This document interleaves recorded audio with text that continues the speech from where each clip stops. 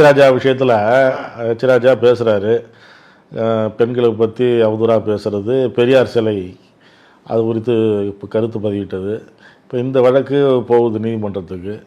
இப்போ நீதிமன்றம் அவருக்கு 6 மாத சிறை தண்டனை, குற்றவாளி அப்படிலாம் சொல்லுது. சார் இது சொன்னாங்களேன்னு ரொம்ப ஆச்சரியமாக இருக்குது. நான் என் வெரி ஹாப்பி அபவுட் இட். ராஜா என்னோட நல்ல நண்பர் தான். ஆனால் அவருக்கு வாய்ப்பு விட்டு போடணும்.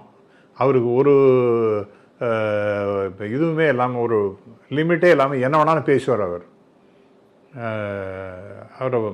இஷ்டத்துக்கு பேசுவார். ஆனால் நீங்கள் எதுக்கு இப்போ பெரியார் சிலையெல்லாம் உடைக்கணும்னு பேசுகிறீங்க?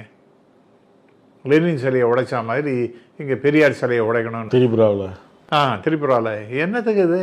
எதுக்காக நீங்கள் அதெல்லாம் அநியாயமாக ஒரு சமூக பிரச்சனை கிளப்பி விடுறாங்க? எதுக்காக பண்ணுறீங்க? ஒரு குறிப்பிட்ட சில பேர் அவரை ரொம்ப உயர்வாக கொண்டாடிட்டு இருக்கும்பொழுது அவரோட சிலையை உடைப்பேன்னு தவறாக பதிவிட்டது தானே, அட்மின் தவறாக போட்டார்னு சொல்கிறார். சரி, அப்போ ஏன் அதை நீங்கள் சொன்னீங்களே தவறான, அது எவிடன்ஸ் அப்படி சரியாக இருந்ததுன்னா தவறாக பதிவு விட்டார்கள், அதனால் இவர் ஒன்றும் கிடையாதுன்னு சொல்லிட்டு விட்டுருலாம்ல.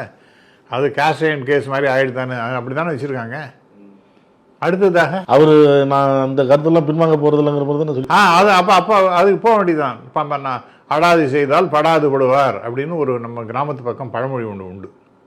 அடாது செய்தால் படாது படுவார். அவர் பழகட்டும், 6 மாதம் உள்ளே போய் உட்காந்துக்கிட்டோம். நண்பருங்கிறீங்க, அப்புறம் உள்ளே போய் சார் நான் இன்னொன்று கேட்குறேன் சார். எனக்கு இன்னொரு விஷயம் மறந்து போகல சார். நெல்லை கண்ணன், அவர் என்ன சார் பேசினார்? அவரை போய் அவர் இன்னும் பெருசாக இதை பண்ணார் அதை பண்ணான்னு சொல்லிட்டு அவரை போட்டு அவரை அநியாயமாக வயசான ஆளை உள்ளே பிடிச்சி போட்டாங்களே, சரியா சார் அது?